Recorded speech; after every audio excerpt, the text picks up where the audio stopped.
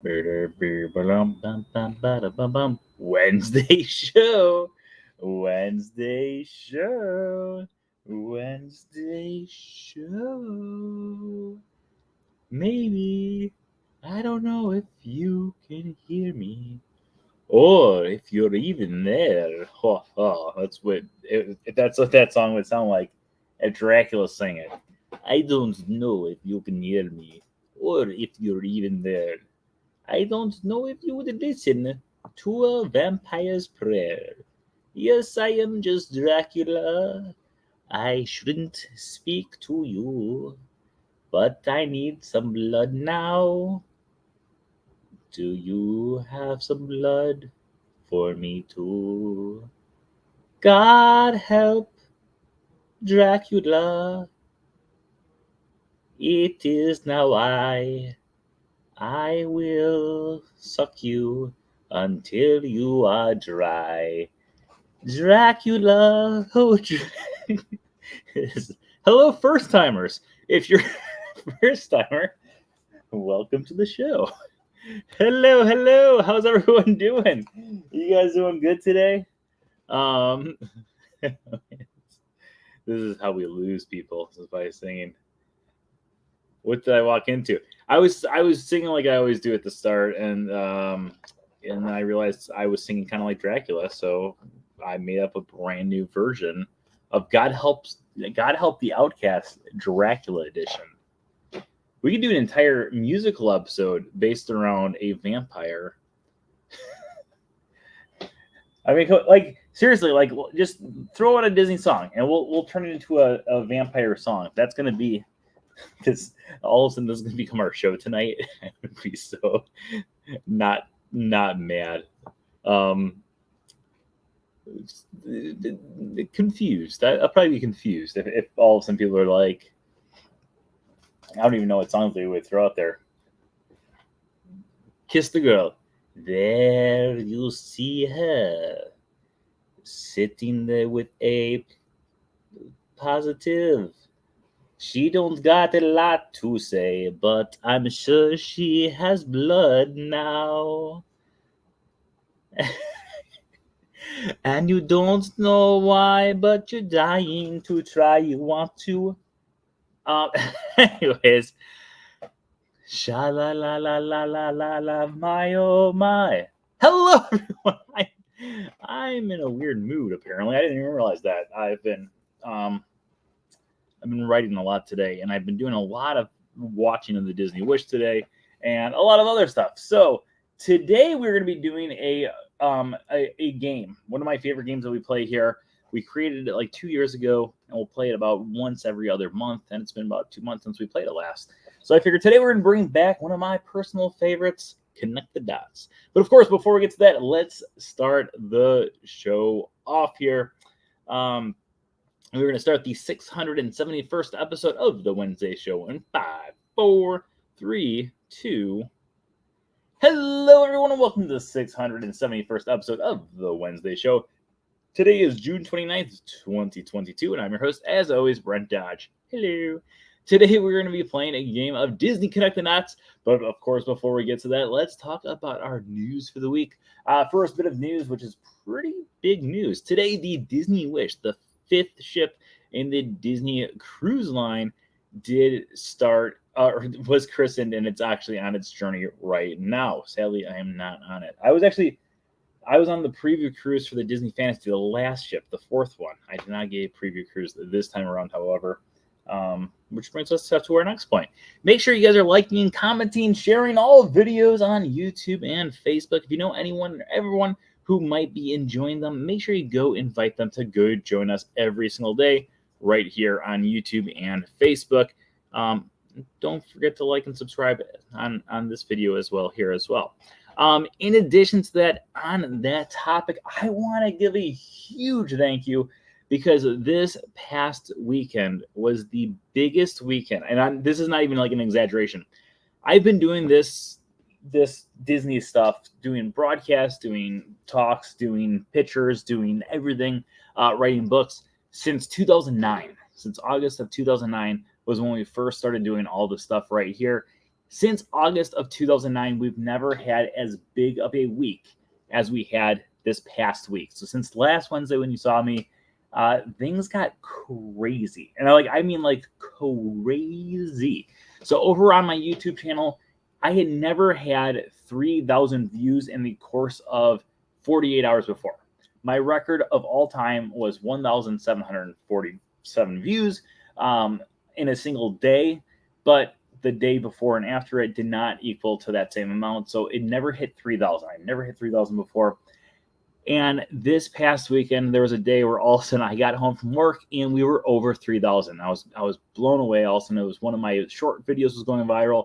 And because that was going viral, a bunch of my old videos started getting tons of views as well. And I started to freak out big time. Literally within the hour, it hit 4,000 views. Not even an hour after that, we hit 5,000 views. And then when I woke up the next day, we were at 6,000 views. It doesn't just stop there, because later on that day, we hit 7,000 and we also hit 8,000 views as well. So I just want to say a huge, I can't even stress this enough. Huge thank you to everyone out there who has been watching videos, commenting on videos, liking videos, sharing their videos with friends, subscribing, all that other fun stuff. If it's not for you guys, trust me, none of this stuff would be happening. So thank you. I greatly appreciate every single person who takes the time out of their day to watch a video, like a video, comment on a video. It truly, I can't stress it up. It truly means the world to me. So thank you from the bottom of my heart. You guys are truly making my dreams come true. So thank you so much from the bottom of my heart. On top of that, tonight's show, of course, is sponsored by, wait a minute. I had it ready today. It's all about the mouse travel plan. Make sure you stop by. It's all about the mousetravel.com for all of your Disney travel needs. All of their services are absolutely positively, let's do it this way, 100% free. So make sure you book with them for your next Disney vacation. Okay, let's get this party started. If you guys have never joined us for a Connect the Dots game before, this is how it works. So what you guys are going to be doing is in the chat room, you're going to be posting your different things about Disney that you love and hold near and dear to your heart. This can be a character, it can be an attraction, it can be a movie, it can be a song, it can be the Disney Wish. It could be Club 33. I wore my Club 33 hat today because a lot of people have been asking me about Club 33 lately. Not a member. But I did get to go visit it one time back in 2015, 13, sometime, I don't know. Sometime a long time ago, 2013. And it can be about anything and everything. And then the whole point of this game is you guys are throwing those things out in the chat room, and I have to try to connect the dots. Along the way, we're going to be talking about different history, different fun facts, and different things, all in the process of also having it. So we are connecting things that maybe most people don't really realize would actually be connected in Disney history. One of the only rules that we always have for Connect the Dots, one is if you post an idea, let's say you post the Disney Wish, you are not allowed to have it so the next one. So if you post two things in a row, we're doing your first one and then we're skipping your second one and going to the next person. After that next person goes, you are more than welcome to throw another thing in there and we will do that one. So if you post 17 things in a row, just know that we're doing the first one and then we're going to whoever the next person that posted the thing is, but we will get back to your next one as well. So let's get this party started. Start throwing your items about anything and everything Disney in the comments below, and we will get this game started. While we do that, we have questions. So let's talk about we'll answer the question while you guys get the thing started. How was the board game? The board game was a lot of fun. It was very complicated, a lot more complicated than I thought it was going to be. But after you realize how it's played, it's not as complicated as it seems. I'm thinking about doing a video about the game. For those of you guys who are confused about what we're talking about, I posted a thing yesterday on my Instagram story. I got a brand new board game called the Big Thunder Mountain Railroad board game. It's actually an official Disney board game. So, yeah. So I played that yesterday. But I'm thinking about doing a video review. I just don't know how to do a video review for it. All right, we have some topics coming in here, so keep throwing a few more in there. We'll give a few more seconds. I'm going to get a drink of water because if you've ever been part of Connect the Dots or actually any Wednesday show, you know I'm just going to be rambling for the next hour about anything and everything. So let's get this thing started. It looks like our very first topic here is Star Tours, and we are connecting Star Tours to Hayley Mills. Okay. Also, if you guys have never been part of the show, I do a lot of talking out loud, so let's talk about it out loud. All right, Star Tours. Let's start off with the history of Star Tours, because Star Tours, a lot of people know Star Tours from Hollywood Studios. You might also know from Disneyland Paris. However, the original Star Tours actually opened up over in Disneyland Park, the actual original Disneyland Park, the OG, if you will, as the kids say these days. Star Tours opened up over there in 1987, and it was part of Tomorrowland, still part of Tomorrowland, still to this day. The attraction took the place of Adventures Through Inner Space, but we're not going to be talking about that. We're going to be talking a little bit more about like Tomorrowland, because Tomorrowland is just one of those amazing lands that has so many different classic attractions, including things like Star Tours, Space Mountain. The People Mover originally had its home there. In fact, Tomorrowland is still one of the few lands that is actually around since opening day over at Disneyland. When Disneyland first opened up, you had Tomorrowland, which was part of Star Tours. You had Fantasyland, Main Street USA, Frontierland, and then, of course, Adventureland. Now, Adventureland has always been like one of the smallest lands over at Disneyland. If you've ever been to Disneyland, it's like shockingly small how small Adventureland is, especially considering how big it is over here at Walt Disney World. And then if you go to Disneyland Paris, it's like the biggest land. It's like insane how big it is over there. But that's besides the point, because right now we're talking about Adventureland over in Disneyland. So when Adventureland first opened up in Disneyland, we mainly had just the one attraction, which was the Jungle Cruise. And then as time would go on, we would have more and more attractions open up. Obviously, like the Enchanted Tiki Room, Indiana Jones.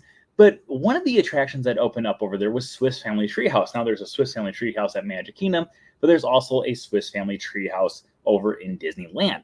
When the Swiss Family Treehouse opened up at Disneyland, Walt Disney personally escorted 2 people through the treehouse to be the first 2 guests ever to be there. One of them was John Mills, who played the father in Swiss Family Robinson, and the other one was John Mills' daughter, Hayley Mills. Now, Hayley Mills has been in so many different Disney films throughout the years, everything from Pollyanna to In Search of the Castaways, Summer Magic, Parent Trap, etc., etc., etc. She's done so many different things throughout the years.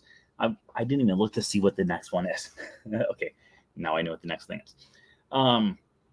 So Hayley Mills has gone through and done so many classic attractions throughout the years. Now, one of the films that she did, okay, so let's talk a little bit about The Parent Trap, because The Parent Trap is just such a classic film. Now, in The Parent Trap, we have the song "Let's Get Together, Yeah, Yeah, Yeah." And that song was actually written by Richard and Robert Sherman, aka the Sherman Brothers, who did so many different Disney songs from attractions, movies, etc., etc., etc., for the Disney canon. Now, when the Sherman Brothers actually first opened up, when they wrote the song, "It's a Small World After All," it was actually a prayer for peace. It went, "It's a world of laughter, a world of tears. It's a world of hope and a world of fears. There's so much that we share that it's time we're aware. It's a small world after all."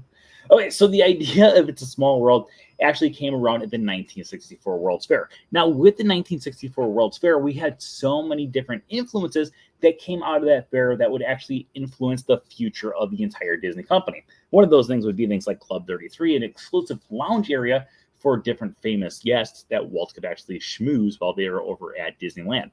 In addition to things like that, he came up with the idea of things like Epcot. Now, part of Epcot is World Showcase, having it so you can actually have a showcase of different parts around the world. In addition to that, he wanted to have an idea of the futuristic ideas where people could go through and they could show their different inventions. This had things like inventions would eventually be born. And then, of course, you had so many different pavilions around Future World, including things like Horizons, Universe of Energy, the Land Pavilion, the Seas, or the Living Seas Pavilion, the Imagination Pavilion, and then the main attraction in the center of all of it was Spaceship Earth. Now, Spaceship Earth did debut with the park on October 1st, 1982. As the park would slowly evolve throughout the years, more and more things would rely on technology. And now, as technology would start to advance, they had it so Disney would be hand in hand with the idea of technology advancing, not just here at Epcot, but all around the entire Walt Disney World Resort. When they started to go through and advance technology more and more and more throughout the years, they eventually got to things like the My Disney Experience. Now, things like the My Disney Experience have so many amazing tools on there that allow the guests to have a simpler way to go through on their vacation. On here, you could book things like lightning lanes to this very day.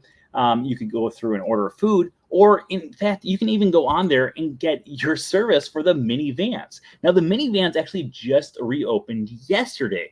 Minivans were actually closed down from the time when the parks closed down for COVID, and then they went through and they just reopened yesterday. Now, the minivan service is vans that actually look like Minnie Mouse. They've got the red polka dots on there. Wait, I'm getting lost here. I'm not gonna make it easy for you. I'm not sure they actually say that. I don't know what you guys are talking about, but okay. So anyways,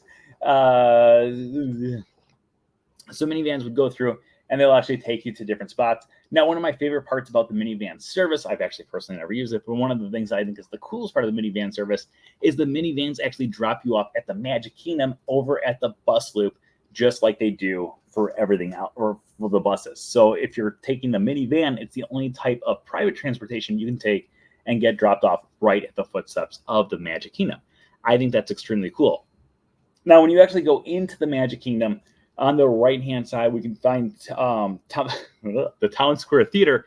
Inside the Town Square Theater, we have several different things that showcase the history of photography. It used to have a bigger display. If you used to go into the back section of this display, you would actually have Disney through the animation years and Disney through just the technology years. So on there, you would have everything from back in 1937 with Snow White and the Seven Dwarfs, and it would go all the way to Fantasia 2000. Now, in addition to that, they also had a few different elements of different animated projects that were worked on exclusively for the Disney parks, because that's actually part of the technology as well. One of these things was things like Cranium Command, which was part of the Universe of Energy Pavilion. Now, Cranium Command was originally directed by the two directors that would eventually go on to direct Beauty and the Beast, but that's not what we're going to talk about. They're actually considered part of Classic Epcot, and when they were going through this and creating Classic Epcot, they had it so there was different audio animatronics that kind of fit in with the same era. You had things like that, and you also had characters like from like Food Rocks, you know, things like veggie, veggie, fruit, fruit, veggie, veggie, fruit, eventually veggie, veggie, fruit, fruit, veggie, veggie, fruit. That song would disappear because a new attraction would come into its place. That attraction was Soarin'. Now, Soarin' would take you to new heights in its original thing, but eventually it would be Soarin' would eventually go into a Soarin' around the world. Now, while guests were going around the world, you could see several different locations everywhere around. So you could see places like India. You could see places like I was going to say Radiator Springs, but that's not it. Ornament Valley over in the desert out in the U.S. You can see Epcot itself, and then you can even see places that are like on the other side of the world. Places like Australia. I mean, Australia is one of those things that Disney never really touched much on throughout the years until eventually in 1990 when we would get the Rescuers Down Under. Now, in the Rescuers Down Under, of course, Bernard and Bianca do travel down under, hence the name Rescuers Down Under. And while they're there, they fly over the Sydney Opera Hall. This is one of two times that in animated films for Disney or Pixar that we see the Sydney Opera Hall. The other one is actually found in Finding Nemo. Well, in Finding Nemo, we actually have it so Nemo, or not Nemo, but Marlin and Dory are trying to find the dentist's office. The dentist's office, of course, is found over at P. Sherman 42 Wallaby Way. P. Sherman 42 Wallaby Way. P. Sherman 42 Wallaby Way. Okay, let's keep on going here because now I'm trying to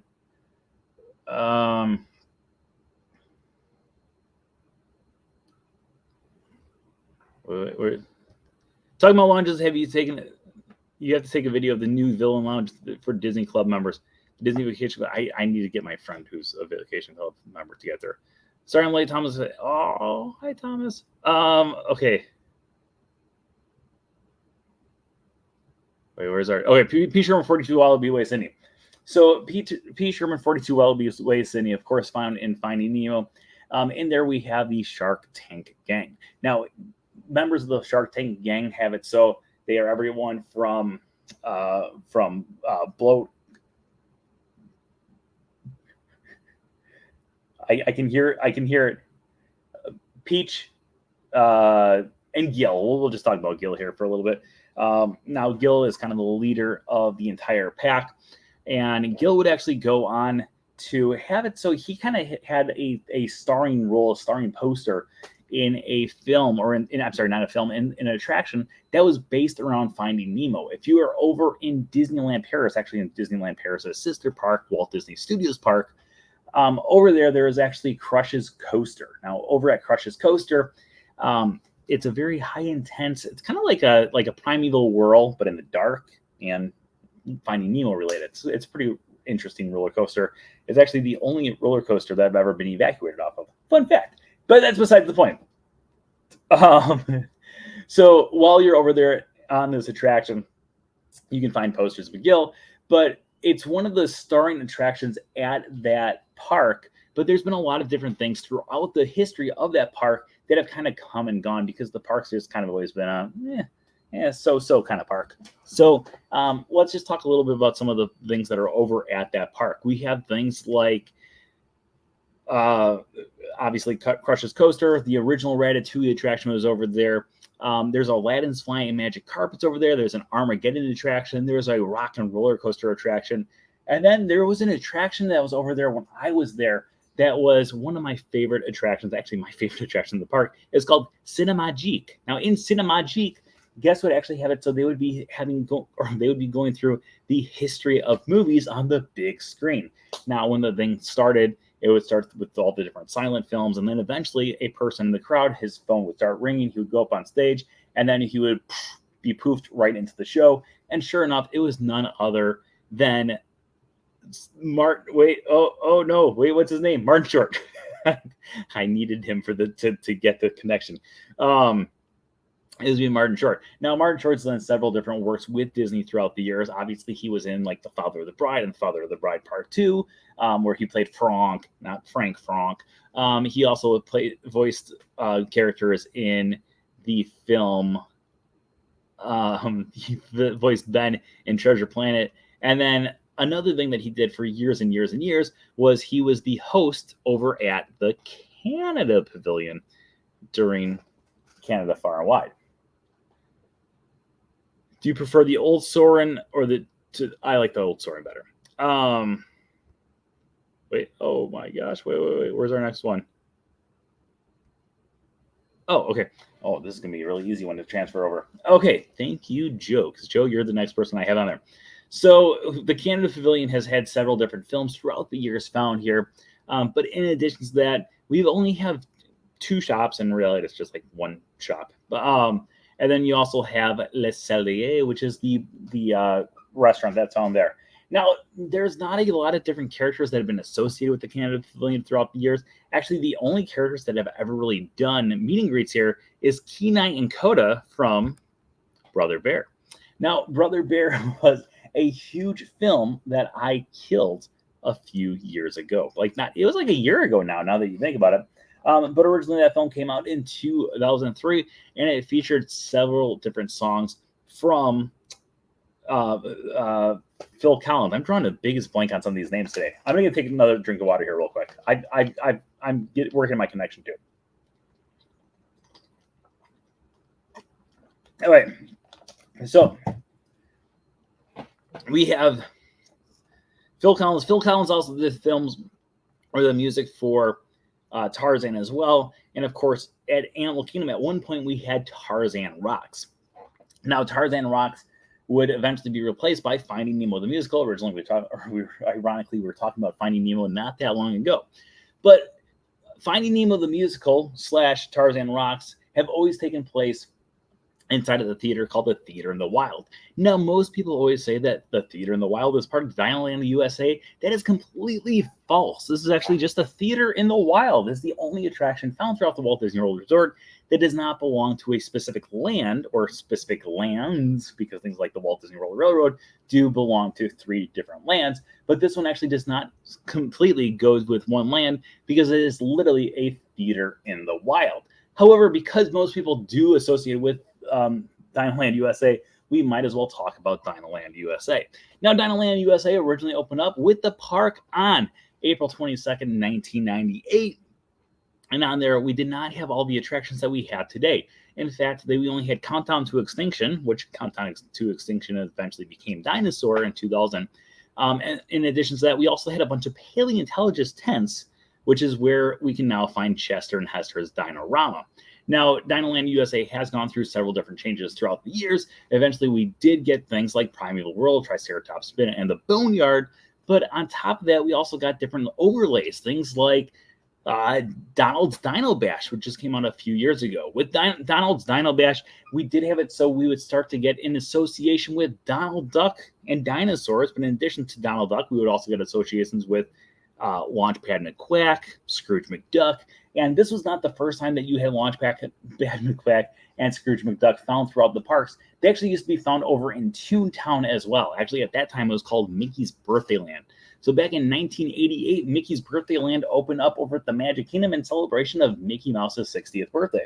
One of the things that they decided to have for Mickey's Birthday Land was a bunch of facades, aka false fronts. False fronts. I don't know why I said it like that. But they made a bunch of facades that were resembling Duckburg found in the DuckTales universe. Now, not only that, but one of my favorite little details that they had over in what eventually became Mickey's Toontown Fair was in the center area, there's a statue of a bird. And underneath it said, "Here lies Cornelius Coote. He turned his crops into loot." How did the rest of it go? He was the founder of Mickey's Toontown Fair. To honor him, we placed this statue here. Now, Cornelius Coote is actually the original founder of Duckburg. Now, Duckburg, of course, being part of the Duck universe, where Donald Duck, Scrooge McDuck, and a lot of the other ducks live throughout the years. Cornelius Coote is actually the great-great-great-great-great-grandfather of Scrooge McDuck and Donald Duck. So that is not the only time that we're going to be talking about ducks, though. Over in Disneyland, they also had a bunch of different connections with not just the ducks, but everything that dealt with Toontown / that also dealt with the Disney afternoon, because we had characters like Uncle Scrooge and Launchpad McQuack on both sides. But also, if you go over to Disneyland, you can also find Gadget's Go Coaster. Gadget's Go Coaster, I think, is one of the greatest roller coasters ever. Not because I think it's a great roller coaster, but mainly due to the fact that I think it's just such a great coaster because it's actually based off of a TV show called Chip and Dale's Rescue Rangers. Now, while you're walking around that area or throughout the rest of the park, you might find something that seems a little out of place, but it's kind of ironic because here we have Gadget's Go Coaster, Gadget being a mouse, and then you also have things like Mickey Mouse being the star of the entire Disneyland resort. But Disney actually has it so all around the resort to keep down the mouse population, they have the cats in Disneyland. Now, the cats in Disneyland are actual cats that actually will walk around. You can see them out there. You just kind of have to ignore them. They are actually there to mainly patrol and kill mice, ironically enough. Wait, I'm trying to find my next one here.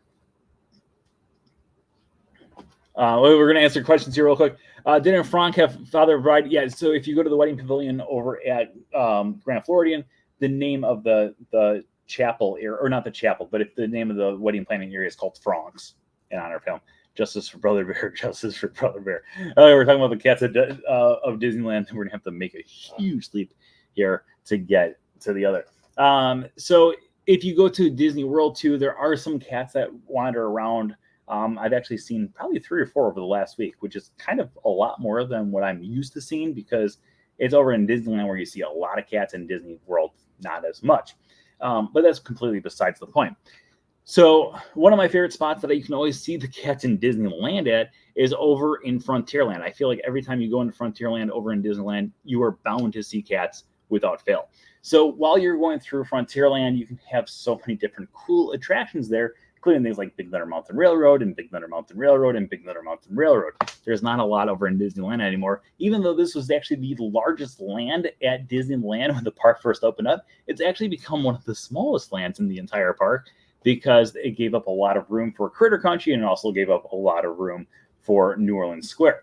That's completely besides the point here, because we're going to talk a little bit about Big Thunder Mountain Railroad. Now, Big Thunder Mountain Railroad is the wildest ride in the wilderness. Now, one of the things that I love about Big Thunder Mountain Railroad is while you're going on Big Thunder Mountain Railroad over in Disneyland, there's one scene that's got like the dynamite shooting out, and you feel like you might die, but spoiler alert, you're going to live because it's safe. And so when you're going through there, you eventually go past a small little town. Now, little town, quiet village, every day like the one before. Also, we're starting to sing Belle, so we might as well talk about Beauty and the Beast.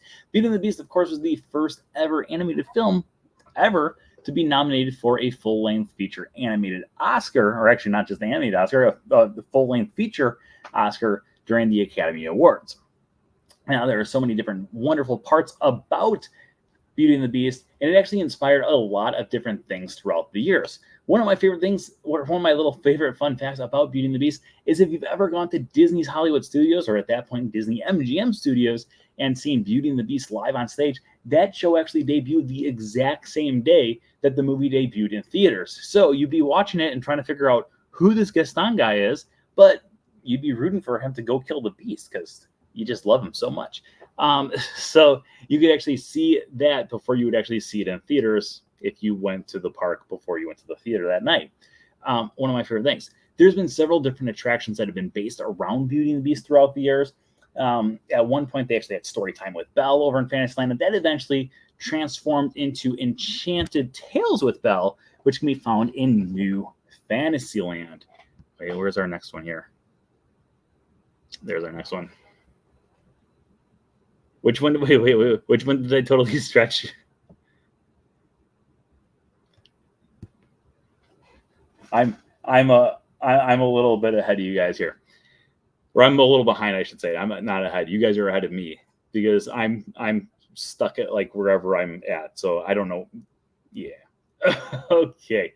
Enchanted Tales with Belle. So Enchanted Tales with Belle has it so guests can go inside and they can go through and actually interact with Belle herself, and along the way you actually surprise her. In fact, my niece, when she was down here and she was younger, she absolutely loved the fact that when we went to see Enchanted Tales with Belle, that she, one, got to be a plate, and two, that we got to surprise her. That was the two reasons why Belle was her favorite character to meet that time, because she was a plate. That's a completely out of it, but yeah. Anyways, so Enchanted Tales with Belle has been sitting around there since New Fantasyland first opened up. In addition to that, we also had it so in New Fantasyland, we got things like the Little Mermaid attraction, and then, of course, things like the Seven Dwarfs Mine Train. Now, when the Seven Dwarfs Mine Train first opened up, the animatronics for the Seven Dwarfs were some of the most advanced animatronics in the world at that point. And actually, that's kind of one of those things that I've always found to be really interesting about Disney, is almost every single time when they open up a brand new area, or specifically a brand new park, usually that park has a brand new animatronic that is the most advanced animatronic at that point. For instance, if you went over to Epcot on opening day, the most advanced animatronic at that point was Benjamin Franklin when he walks across the stage. And then over at Disney MGM Studios, when that opened up, the Wicked Witch and the Great Movie Ride was the most advanced animatronic of that time. And then if you went to Animal Kingdom on opening day, over at It's Tough to Be a Bug, Hopper was actually the most advanced animatronic of all time at that point in time. What are we doing? I'm so lost. We're playing Connected Dots. For those of you guys who are joining us late, we're playing Connected Dots. Throw different Disney items in there. We were connecting all these different things together. Okay, so what are we doing? I'm so lost here. So Hopper, of course, originally made his debut in the 1998 hit film, not really too big of a hit film, but in the 1998 film, Bug's Life. Now, in addition to that, A Bug's Life you would actually have it so A Bug's Life got its own land over at Disney's California Adventure called A Bug's Land. Bug's Land had so many different classic attractions, including my personal favorite, Heimlich's Choo Choo Train. In fact, if you go over to the actual Pixar studios to this day, you can find Heimlich's Choo Choo Train. The car is actually sitting in the front area of the main lobby for Pixar, the actual Pixar studios. So if anyone wants to get me in there, one of my friends was actually trying to get us in there for our trip to Disneyland in a few months. But sadly, we just could not get it. That's not part of the connection. That's just me expressing my sympathy for myself. So Pixar, let's talk about Pixar a little bit, because Pixar is a marvelous studio. Throughout the years, throughout the years, Pixar has done so many different classic films, and a lot of these different films have inspired many, many, many different types of attractions throughout the years. For instance, you got like Buzz Lightyear Space Ranger Spin, that was inspired obviously as from Toy Story. Then you have things like Finding Nemo over at Epcot, or Finding Nemo over at Disneyland, which is of course inspired by Finding Nemo. If you couldn't figure that part out yet. You've got the Incredicoaster over at Disney California Adventure, inspired by The Incredibles. And then, of course, you've got things like the brand new one, which is Remy's Ratatouille Adventure over at Epcot. Of course, like we said earlier, it actually was over at in Disneyland Paris as well, but that's besides the point. Let's talk a little bit about its spot over at Epcot, because up until this point, there were not a ton of attractions found throughout World Showcase at Epcot. Before this, you had a few different movies. And then in addition to those movies, you also had the Grand Fiesta Tour starring the Three Caballeros and Frozen Ever After. Those are now the three main attractions that are found there, because a lot of the things that Epcot does is a lot of the times is they try to have it so they bring different people into Epcot, specifically World Showcase, not by the attractions, but by one, wandering around the pavilions, and two, by bringing in different festivals. Like obviously right now we've got the Flower and Garden Festival. In a few weeks, we'll have the Food and Wine Festival. Let's talk a little bit about the Food and Wine Festival, because the Food and Wine Festival usually has about like 32 to 35 different booths, all featured around different countries. So you've got things like Australia, you've got things like Japan has even more options over there.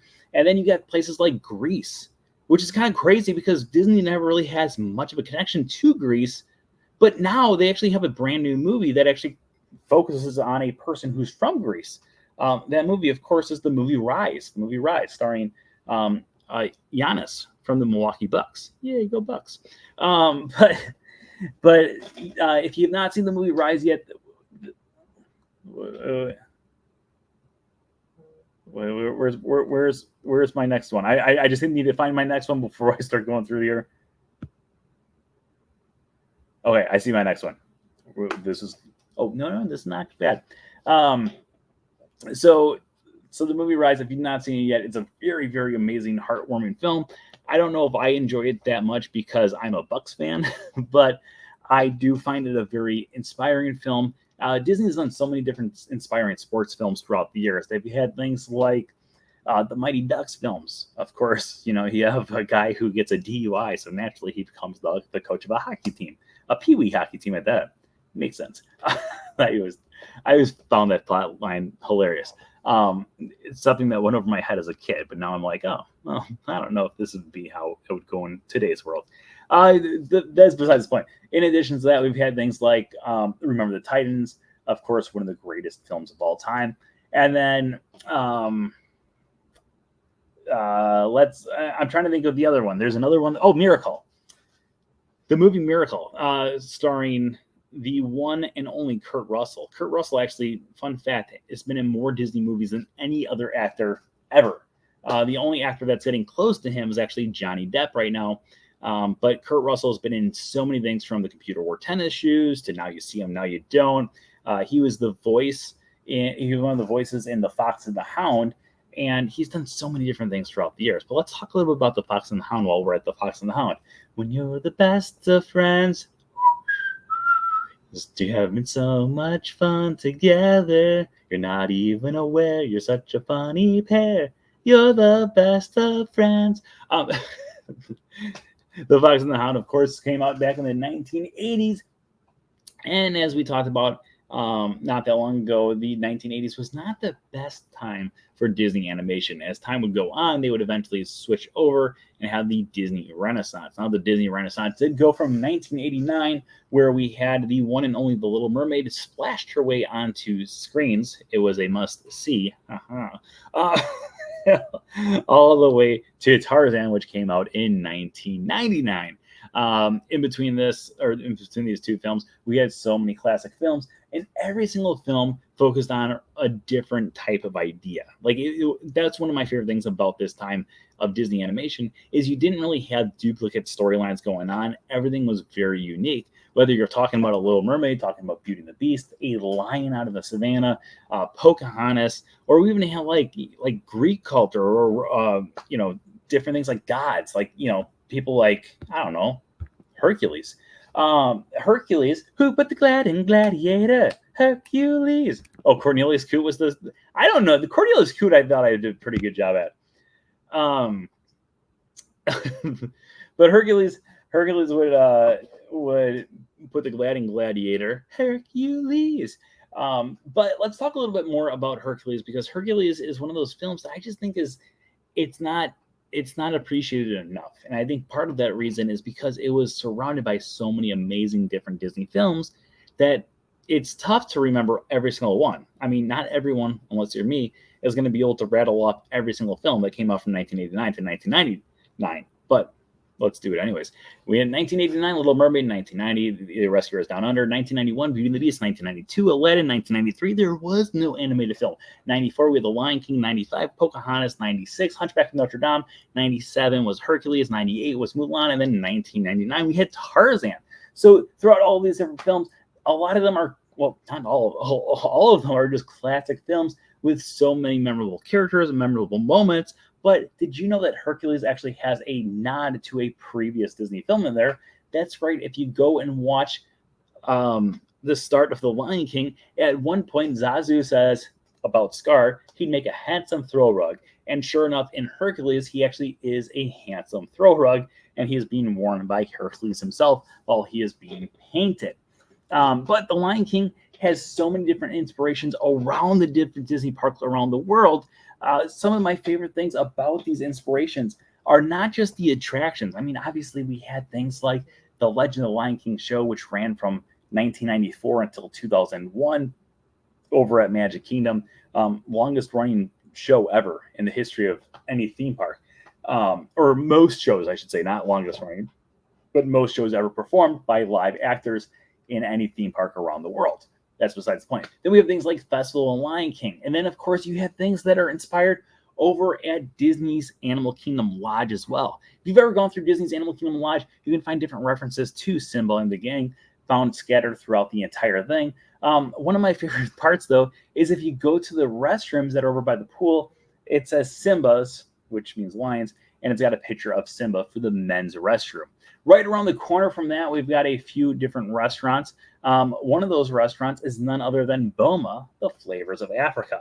Now, if you've ever gone to Boma, the Flavors of Africa, I just saw what the next one someone wants me to do is, and this is going to be a really tough one to go through. We will not fail. We will connect this. I don't know how we're going to connect this, but we will connect this, people. And Eric, you're dead. But this is a good one. This is actually a really good one because I'm going to struggle with this one. Okay, so if you've ever gone over to Boma Flavors of Africa, obviously over there they have amazing things like the zebra domes. If you've never had a zebra dome, you're missing out on life. They also, if you have ever gone over there for breakfast, they have the best breakfast on property, in my personal opinion. I've actually gone over there after several of my Run Disney races because refuel. But that's not what we're going to be talking about. Let's talk about at the entrance of Boma. If you go to the entrance of Boma Flavors of Africa, you can find different place cards on there from different countries found throughout Africa. Now, these different place cards are actually different cards or different cards of the countries that the people who are working there are actually from in Africa. So you can actually make a game of it. Every time you go over there, they might have different cards out there until you collect your entire continent of Africa. I think it's a fun way to do it. But speaking of collecting cards, when you go over to Epcot, you can also collect cards while going through all the different countries there. It's part of the Kid Cot Fun Stops. I don't know what I'm saying.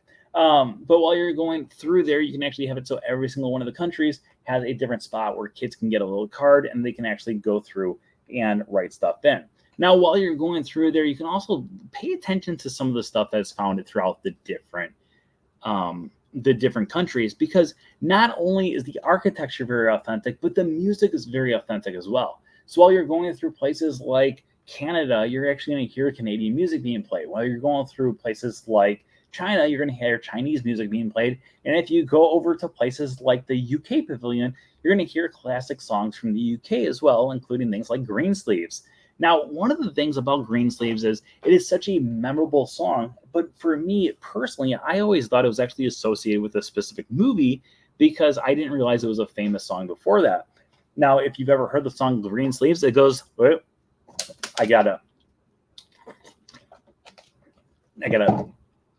would be able to whistle right now.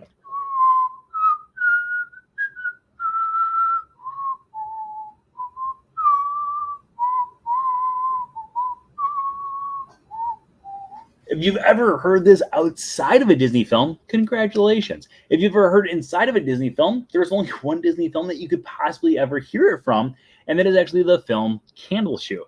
Now, have you ever seen the movie Candle Shoe? The Candle Shoe film is all about Casey Brown, who is going into an old lady's house to try to find a treasure. That's like, that's the very broad way of talking about it. But overall, Casey is actually recruited by none other than con artist Harry Bundage. I got there. Now, Harry Bundage has never made any appearances inside the Disney parks. In fact, this is one of the few films where you can see many of the characters that are found here. However, the grandmother in the film is actually played by, James MacArthur's mother. What's her name? I was going to say Haley Mills, but it's not Haley Mills. I need this connection. Let's. So we're going to have to go a different route because I can't think of her name. It's the first thing that we've drawn a blank on tonight. But oh man, I can see her face so well. I think it's a Haley. No, it's not a Haley. Okay, James MacArthur. Well, no, because we can't say that because we don't know the person's name. That's one of the rules that we've always said. I'm not going to get stumped here. We're moving on. Trust me, we're going to move on. Jody Foster is actually the person who plays. I had like a two-stepper to get to the next one, but I can't remember her name, so we're going to have to take a diversion. The person who plays Casey Brown is the one and only Jody Foster. Now, Jody Foster would also go through, and she would also do a film for Disney called Freaky Friday. Freaky Friday obviously would also have it, so eventually they would go through and have a remake. Actually, they had several remakes throughout the years. Most of them are TV remakes, but one of them in the early 2000s was made with Lindsay Lohan. Now, Lindsay Lohan would be known for several different Disney films in the early 2000s/1998 was her first film in The Parent Trap. And then up until about 2005, 2006, we saw her in several different films, including things like Herbie Fully Loaded and The Parent Trap. Nope. One step back. Herbie Fully Loaded. Let's talk about Herbie Fully Loaded. Let's talk about Herbie Fully Loaded. Okay, so Herbie Fully Loaded came out in the mid-2000s. In this film, it was actually the fifth film that Herbie actually starred in. We had originally The Love Bug, then Herbie Rides Again, Herbie Goes to Monte Carlo, Herbie Goes Bananas, and then Herbie Fully Loaded. In addition to that, Herbie also starred in his own TV series and a made-for-TV movie. The TV series actually features Dean Jones along with Herbie being a driving school instructor. Not important to where we're trying to go here. I just always like to point out that fact because most people don't realize there was a TV show back in the 1980s. It's not the greatest TV show, but I have watched every episode. But Herbie would also go through and he would actually star in several different things throughout the parks. And one of those things that he would actually star in the parks, in addition to things like, obviously there's the Love Bug section over at All Star Movies, but also if you went over to the old show, Lights, Motors, Action, Herbie actually had his own segment before Lightning McQueen took it over. During this segment, you would actually have it so there'd be different things on the board with featuring Herbie there. And then eventually Herbie would come out, he would have an explosion, then he would go off his separate ways. This is one of 3 different Herbies that could actually be found inside of Disney's Hollywood Studios when this made its debut. In addition to that, the other 2 could be found over on the studio backlot tour. One of them was Herbie Goes Bananas, where it's like indented because he's had some trouble. He was in the Toro at the bull. And then the other one was just a regular Herbie. Now, the regular Herbie was at one point sitting next to a van with a bunch of solar panels on it. And I know you're thinking, why on earth was there a solar panel van found here? Well, if you've ever seen the movie Honey, I Blew Up the Kid, then you would know that was actually Wayne Szalinski's van. In those films, the films actually became so popular that not only did they have 3 movies, 2 of them made for the theaters, one for direct to film, video, direct to video, that's the way, direct to video. But in addition to that, they would also have an entire TV series. Now, the TV series never did extremely well. However, if you did go over to Disney's Hollywood Studios, there was always a poster for this series in front of the Honey, I Shrunk the Kids playground. Whew, we got there. I don't know how we just connected Harry Bundage to the Honey, I Shrunk the Kids playground, but we did it. So we're gonna go through. We're gonna keep on going here. Let's check though real quick, just because we have 10 minutes left of the regular show. This is just gonna let me know if we're going to extra innings now or if we're gonna have to check again later on. All right, we started the show off. By the way, it's still loading right now, but we started the show off with 1,594 subscribers. So right now we're at. Oh, no. Oh, I hit the wrong button. Oh, no. Right now we're at. Wait, we lost one. Are you kidding me? We've gone down one. We will not cut the short. Oh, my gosh. We were at 1,594 at the start of the show. We've gone down 1 subscriber. So whoever left, shame on you. But please come back. Please. And by the way, that happens all the time. So don't that's just social media. You gain and lose every single day. I just never thought we would lose literally when I'm like, oh, well, let's look at the numbers. Okay, so Honey, I Shrunk the Kids play area had so many different really cool things there. In addition to, so right now we're going to go to 10:30, by the way, unless we get more subscribers. Getting back to that one, that's just going to keep us to 10:30. But if we get more, we will go later. We will go into extra innings here. So keep inviting your friends if we have it. And maybe if we hit 1,600 by the end here, we'll do like a little giveaway. So Honey, I Shrunk the Kids player. It had so many different things. They had Quark's nose, the giant nose of the dog. They had a giant play net area that you would used to go up and down in. I used to love that. Even as an adult, I used to love that. And then, of course, one of my favorite things was the slide that was the Kodak film roll. So you would actually be able to go down a reel or a film strip of Kodak reel. Now, Kodak used to be one of the main sponsors of the entire Walt Disney World Resort for years and years and years and years. I don't know, where was I even going here? Okay, I know I see where we're going. I have no idea how we're going to get there, but we're going to go there. Kodak used to be the main inspiration, and throughout the entire parks, you'd actually find Kodak picture spots, which are now Nikon picture spots, but that's besides the point. You can find different Kodak picture spots found throughout the entire Walt Disney World Resort. I know how we're going to go there. So when you're going through it during just regular days, they would have these spots, but then during special weekends, especially Star Wars weekend, they would actually go through and they would actually include these Kodak picture spots. Now, one of my favorite parts about these Kodak picture spots was not like the elements that you had there, but I think one of the most ironic things of all time is when you would go to these picture spots, they were typically in the backstage area of Disney's Hollywood Studios. Raise of hands. Does anyone who remembers Star Wars weekends? I love Star Wars weekends. They were one of my favorite things in the world. But when you were going through, you would find these different characters. They were just always roaming around. And I never put the connection until literally right now. And now I'm kind of freaking out about this connection that I just made.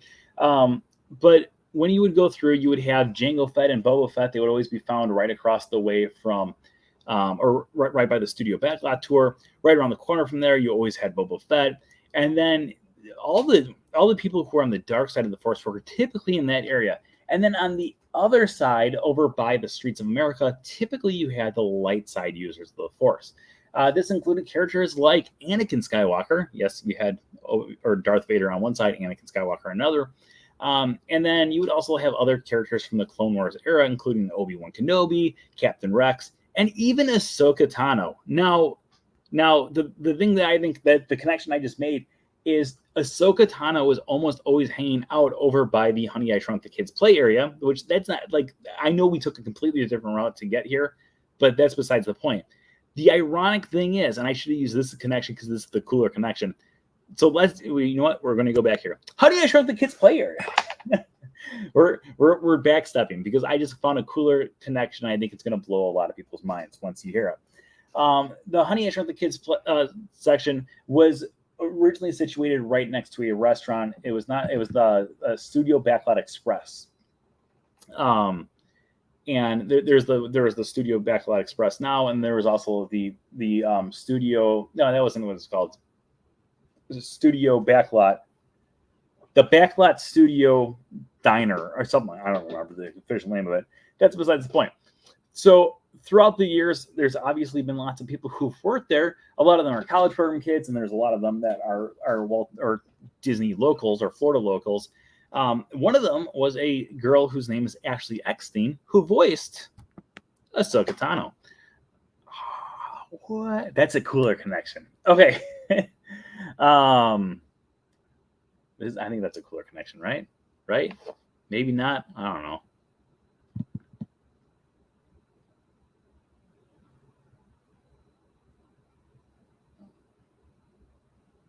All right, where are we at here? Okay, Ahsoka Tano.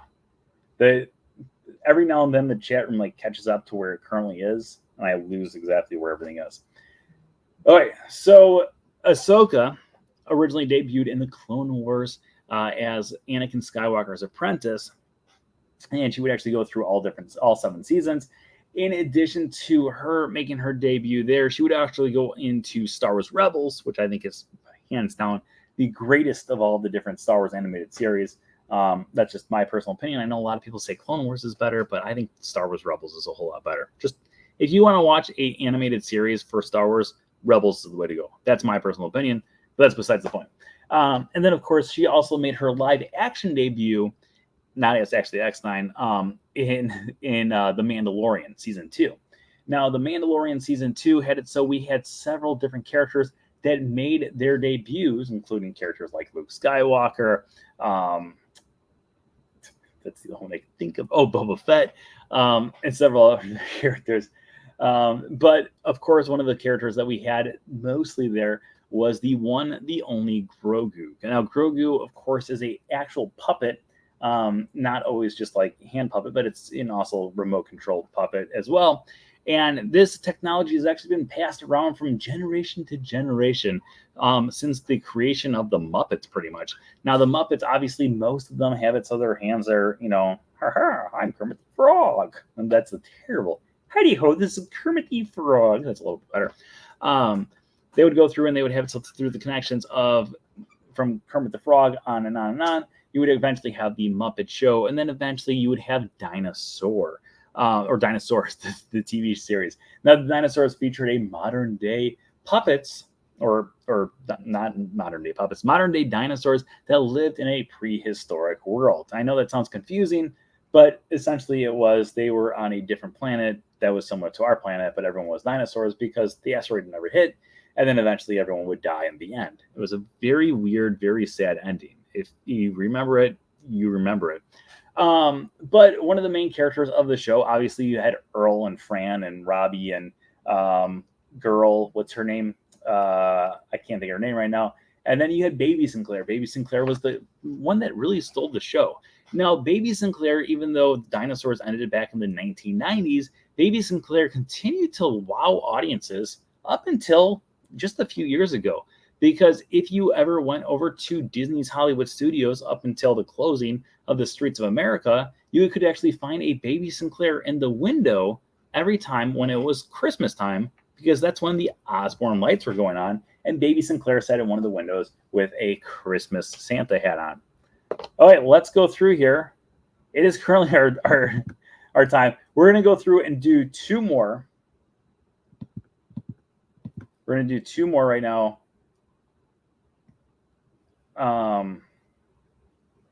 Greensleeves isn't a Christmas song.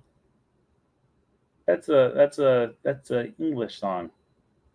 Green sleeves, it was actually written as an English tune, right? All right, let's look here. We're gonna do two more for sure if we got any more subscribers. All right, we're doing two more connections and then we're wrapping it up. Unless after those two connections we have two or one more subscriber even. All right. Red card disqualified. What? No. Oh, Helen Hayes. Thank you.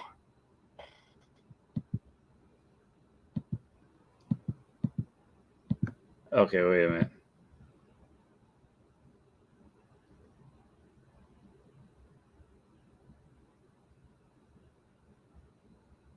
Wait, is that it? This is no one else. Oh, wait. Okay. I see our last one. So I guess we're going to one more. Unless we get no more subscribers, then we'll go to the one after that. So Baby Sinclair. So the original Baby Sinclair can actually be found over at the Muppet lot, the Muppet Studio lot over in LA. Fun fact, I've actually seen him, a real person. Because I went over there during one of the Adventures by Disney trips. You actually got to go to the Muppet Studios lot. And one of the Muppets, actually the most recognizable Muppet they had there for you to actually see, not touch though, was Baby Sinclair. So Baby Sinclair just sat there and smiled away for everyone to see. Also part of that Adventures by Disney trip, you would go through and you would go to the Walt Disney Studios lot. You would go to the Walt Disney Imagineering building. You would go through the archives, and then you would eventually make your way down to Disneyland.